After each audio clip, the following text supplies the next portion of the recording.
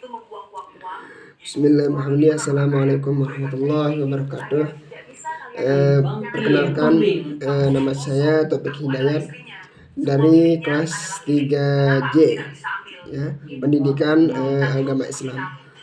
Yang kedua, kita hormati pula Bapak dosen matkul statistik pendidikan Islam, Bapak Wajidi Imami, atas pemberian tugas statistik ini.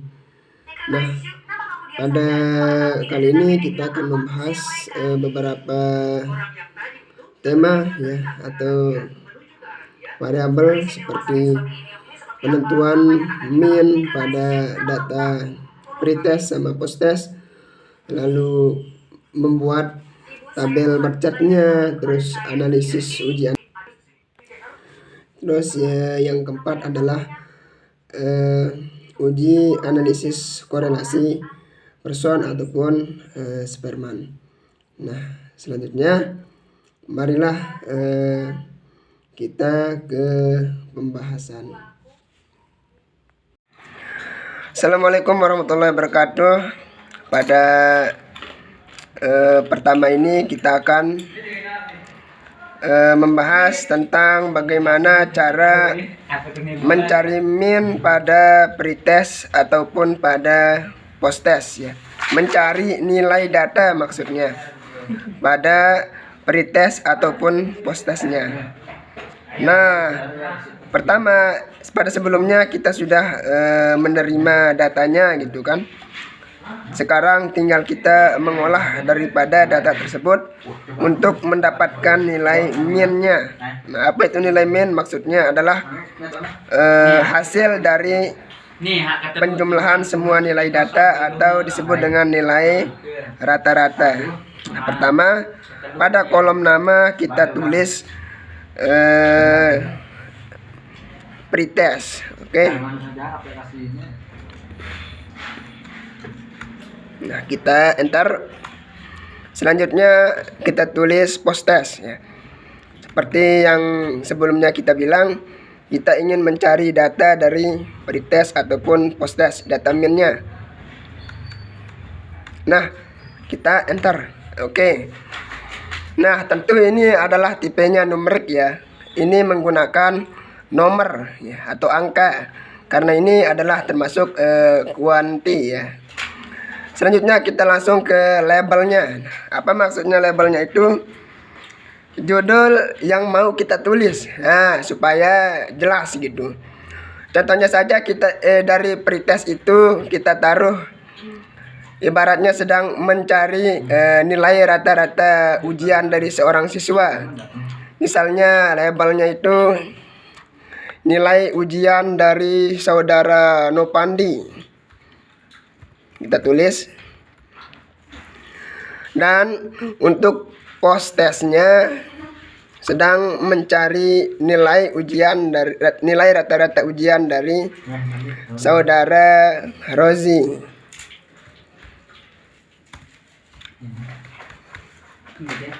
Nah, setelah jelas labelnya, yaitu, ya, ini kita mencari nilai ujiannya apa, gitu kan, supaya jelas. Nah, kita langsung ke paling bawah, yaitu data. Nah, di sinilah tempat pentingnya. Sudah tertulis di sini mana kolom pretest dan mana kolom posttest. Sudah tertulis. Nah, tinggal kita tekan.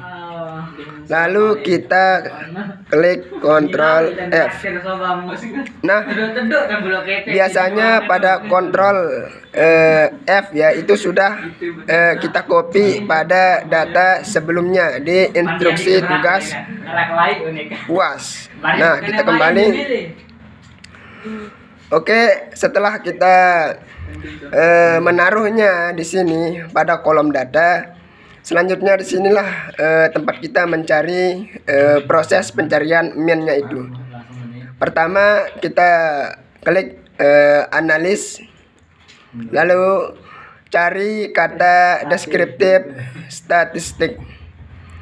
Setelah dicari, jangan ditekan dulu, cari dulu yang frekuensi, ya.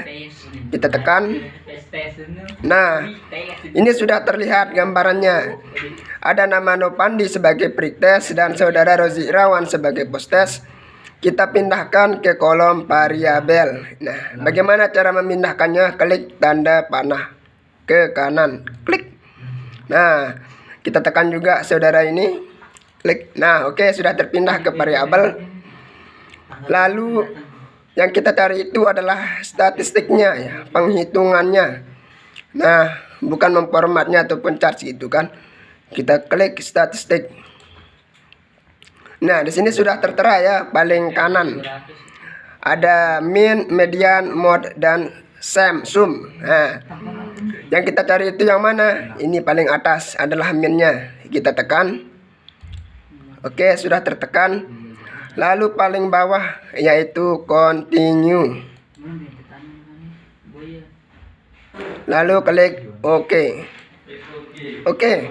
Nah, inilah gambaran nilai min dari data nilai ujian dari saudara Nopandi dan Rozi Irawan. Nah, di sini min atau nilai rata-rata dari ujian dari saudara Nopandi adalah 73 dan saudara Rozi Irawan adalah 84. Yang dimana validnya itu adalah dari 10 mata pelajaran. Ya, dari 10 mata pelajaran. Nah, ini adalah rinciannya. Dari 10 pelajaran itu, contohnya satu pelajaran, misal yang satu pelajaran ini matematika, saudara Nopandi mendapatkan nilai 60. Nah, inilah rinciannya.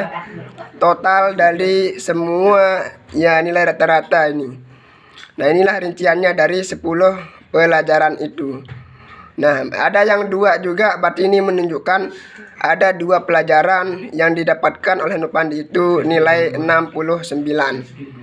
Nah, inilah dia hasil rata-rata. Di sini kita dapat mengetahui nilai siapa yang paling banyak. Nah, ini biasa kita temukan di sekolah. Ternyata nilai yang paling banyak itu adalah didapatkan oleh Rozi Irawan, yaitu 84. Meskipun saudara Nopandi ya ada banyak 8-8-nya, ya ada 7-nya. Ini juga Rozi Irawan sudah jelas ya, ada 90, ada 8-nya juga gitu kan. Ini sudah jelas. Nah, oke, sekian ini untuk menentukan min dari prostest ataupun pretest. Sekian, wassalamualaikum warahmatullahi wabarakatuh. Kita akan melanjutkan setelah mengetahui kurang terang. Kita terangkan dulu. Oke. Setelah kita menemukan nilai min dari data pretest ataupun prostest, selanjutnya kita akan mencari atau membuat tabel. Kita akan membuat tabel dari data ini. Bagaimana caranya ya? Pertama kita cari dulu kata grabs ya, kata grabs kita tekan ya, bisa dilihat ya terang. Oke.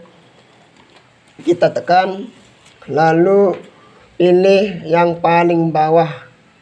Nah, di sini ada banyak sekali pilihannya, tapi yang kita cari itu adalah bar chart. Ya, ini adalah cara memberikan tabel bar chart ya. Kita tekan. Nah, di sini ada pilihannya, apakah ingin yang simple atau normal biasa, ada yang penggabungan ya, seperti itu. Nah, setelah terlihat ini kita tekan yang simple saja. Yang simple. Oke, ini sudah. Nah, sudah, ini sudah tertekan ya. Lalu pilih define ya, paling bawah. Klik. Nah, di sini ada pilihannya. Nilai siapa yang akan kita buatkan tabel. Nah, kita pilih saja atas nama Nopandi. Kita tekan. Lalu kita pindahkan ke kategori eksis. Nah, setelah pindah ke sini, kita tekan ke persen ya. Kita mencari persen nilai daripada Nopandi ini. Nilai apa yang paling yang mempunyai pelajaran apa yang mempunyai nilai sama. Nah, kita tekan. Nah, lalu pilih title. Nah, ini lainnya ya seperti apa yang kita cari itu. Nah, contohnya saja kita tulis nilai ujian Nopandi. Nah, ini saja kita tulis ya supaya jelas tabelnya. Continue, lalu klik OK. Nah, kita tunggu. Nah, beginilah rincian tabelnya ya. Di sini ini tabelnya ini sesuai dengan rincian di sini. Nah, kita lihat nilai 60 hanya 1, persennya 10. Nah, ini hanya nilai 69 yang frekuensi 2 dan persennya adalah 20%. Nah, kita lihat tabelnya tuh bahwa 69 itu adalah persen 20 ya. Persennya 20, ini adalah tertinggi daripada pelajaran-pelajaran yang lainnya. Berarti nilai daripada Nopandi itu yang double lah gitu, 69 dada pelajaran ini. Nah, itulah cara untuk membuat bar chart dalam statistik aplikasi SPSS. Selanjutnya kita menganalisis korelasi ya antara nilai ujian data Nopandi dengan nilai ujian data dari Rozi Irawan. Nah, bagaimana caranya? Kita kembali ke analisis ya, seperti kita mencari min yang tadi itu. Nah, setelah itu kita cari kata korelasi. Nah, ini dia korelasinya ya. Lalu tekan yang pertama bifurcation ya, tekan oke.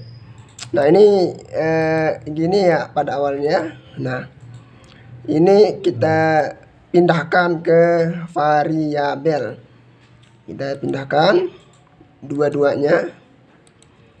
Nah, ini sudah terpindahkan. Jangan ini sudah pas juga. Nah, korelasinya ada yang kita mencari persenannya, dan ini adalah Chu-Taillet ya, karena kita mencari korelasi dari dua data ini. Nah, lalu kita langsung saja tekan OK. Nah, inilah hasilnya ya. Inilah hasil korelasi ya. Korelasinya dari nilai Nopandi dengan Rozi Irawan.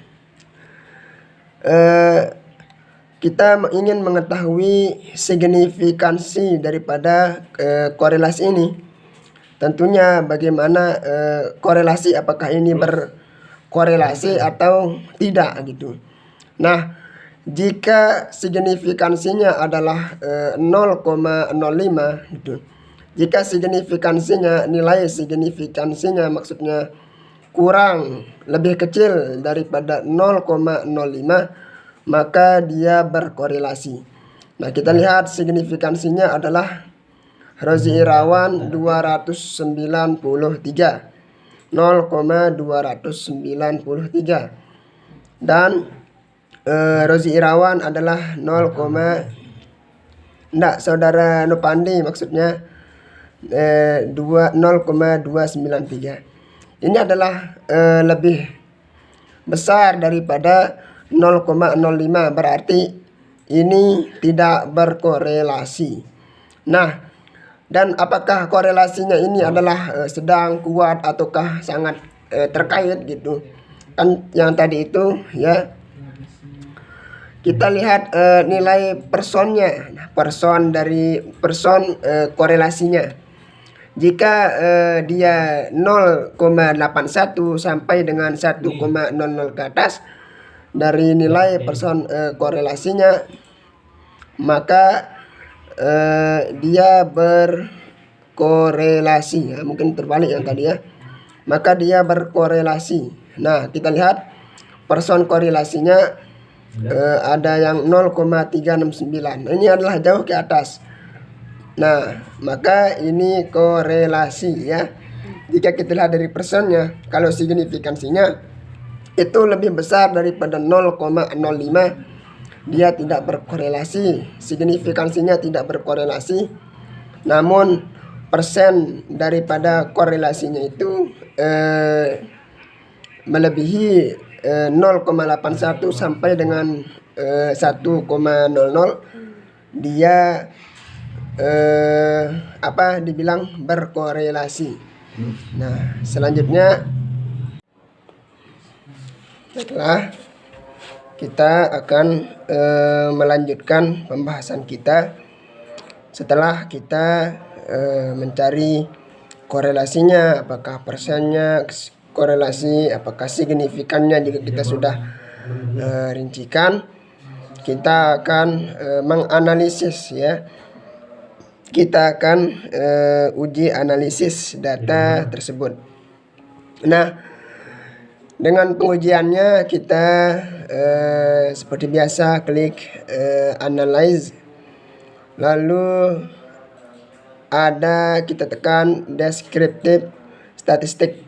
Nah, cuma tempat bedanya ya, kita klik ke export ya, explore, bukan ke frekuensi. Kita tekan. Nah, ini kita pindahkan datanya ke dependent list ya, dua-duanya ke sini, jangan ke bawah ini. Kita pindahkan datanya pada satu kolom ya, satu kolom, lalu tekan plot. Nah, di sini sudah tertera ya. Nanti tampilannya akan begini ya. Ini sudah sempurna. Faktor level together sudah, stem and lead sudah. Cuma kita tekan dari normality plot with test. Kita tekan. Oke, setelah ditekan continue. Lalu klik OK. Kita tunggu. Nah, ini sudah data ya, analisis. Namun meskipun banyak tertera di sini, kita ke bawah ya. Nah, ini adalah test of normality. Ini adalah test of normality. Nah, di sini yang kita lihat itu adalah jika nilai daripada signifikansinya ya, yang kita lihat apakah ini normal atau tidak. Nah, bagaimana kita mengetahuinya? Yang pertama, jika Nopandi ini signifikansinya adalah melebihi 0,05, maka itu adalah normal. Jika nilai signifikansinya kurang dari 0,05, maka itu tidak normal. Nah, coba dilihat sekarang. Ini nilai signifikansi daripada Nopandi adalah 0,200 ya, 20, dan Rozi Irawan 0,195. Kan ini sudah jelas lebih daripada 0,05. Maka ini adalah normal ya, normal. Jika kedua-duanya normal, maka bisa mengujinya dengan menggunakan parametrik. Jika kedua-duanya tidak normal, maka menggunakan uji data non parametrik. Nah, mungkin inilah yang kita bahas. Nah, ya itu. Ya, ini adalah gambaran ya. Gambaran kenormalannya. Nah, ini sudah jelas ya. Nah, dia lurus, tidak apa yang dikatakan itu kemarin. Nah, alat sebagian. Nah, namun kalau kita lihat normal floats ya, of Nopandi dengan anu ya. Ternyata ini dengan Rozi Irawan ya. Ini tidak normal ya. Ini menunjukkan data yang tidak normal. Meskipun dari tes normalitinya signifikansinya adalah lebih 0,05 normal ini. Nah, namun signifikansi yang kedua dari Rozi Irawan ini tidak normal, sedangkan Nopandi normal. Nah, kita lihat ini. Garisnya adalah keluar dari titik. Nah, maka ini tidak normal ya. Seharusnya garisnya ini searah dengan titik-titik ini, maka dia menjadi normal. Nah, dari data ini atau dari plots ya, ternyata data dari yang kita cek tadi itu adalah tidak normal. Begitupun dengan Rozi Irawan. Lihat, titik-titiknya berada di luar daripada garis.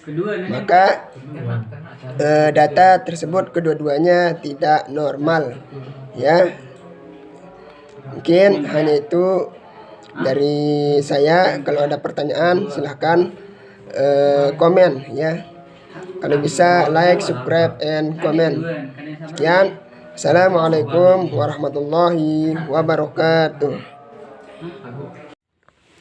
Nah, itulah tadi pembahasan kita ya tentang statistik pendidikan Islam, dan saya ucapkan terima kasih sekali lagi. Mohon maaf apabila ada kesalahan.